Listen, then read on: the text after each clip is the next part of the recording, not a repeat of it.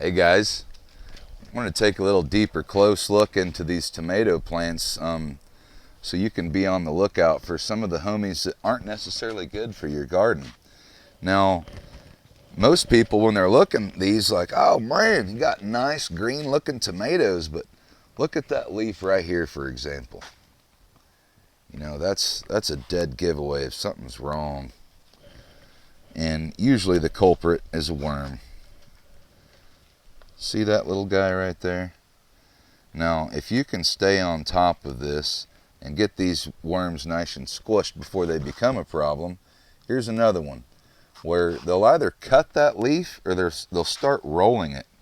And they're hiding in that roll right there. See that little critter? Now, that's what we don't want. And yes, I'm going to go ahead and just squish those with my bare hands. It doesn't really bother me. But for other people, you can simply just throw them out there somewhere. You can throw them in a bucket and drown them, whatever you want to do. But I wouldn't recommend just dropping the leaf at the base and letting them crawl back up. But I don't want to see these little homies in my garden because they're not doing me any good. And any time that you're having an insect pierce this plant, it's no different than if we get a wound in our skin.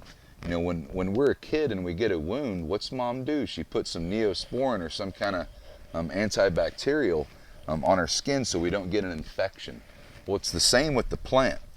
And it's not so easy to just rub Neosporin on them. Now, that particular little bite right there, it's already calloused over. I'm not too worried about it.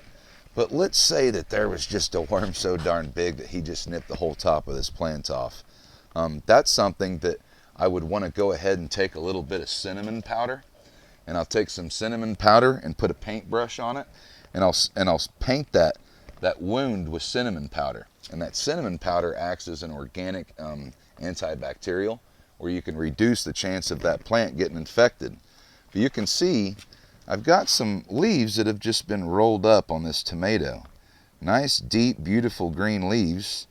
But inside every single one, I have one of these little cutworms, as I call them. That's what we call them back in Kansas, where I'm from, but we've got a funny little name for just about everything. Now see that right there, that little curl of the leaf. Now he has cut that leaf. And the reason why they cut that is because then it makes it really super easy for them to roll that leaf over and protect themselves from the sun while they feed.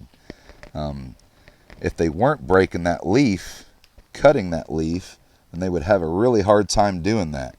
See, here's one right here that hasn't started rolling it up yet. But you can see he's got that webbing where he's going to start trying to tighten that in. So it's always good. That's what they call me, the upside down gardener, because I'll literally just be standing here looking at my garden upside down. But get yourself a different perspective. You need to give your perspective from the bug's angle.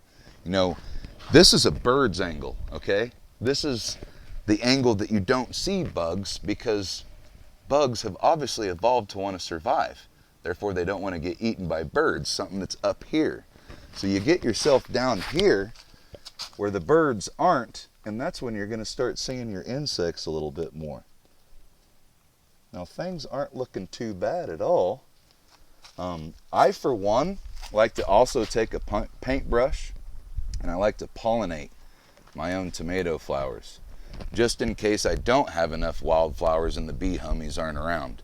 In my particular case, I have so many wildflowers that my bee homies may not pay attention to these little tomato plants with the tiny yellow flowers. They're probably going to be in the pasture behind me going to town on that little grassy meadow.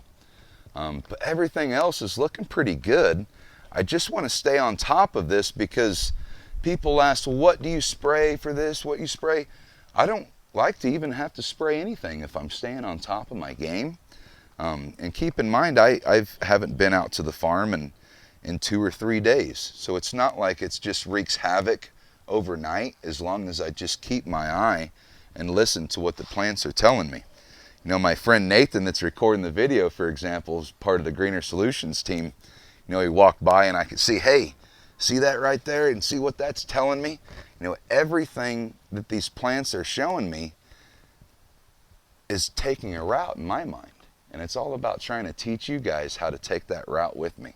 It's all about looking at your garden differently and being able to tell those signs before they actually become a problem. I'm not going to see any kind of a yield decrease from a couple little worms. If I don't know what's happening and I let these guys go to town, yes, I am going to be losing some yield on that. I'm going to be losing some tomatoes for my family to eat. So it's all about being sustainable, guys. So remember, stay tuned on the Greener Solutions Facebook page to where you can keep getting these garden tips from Captain Planet. Thanks.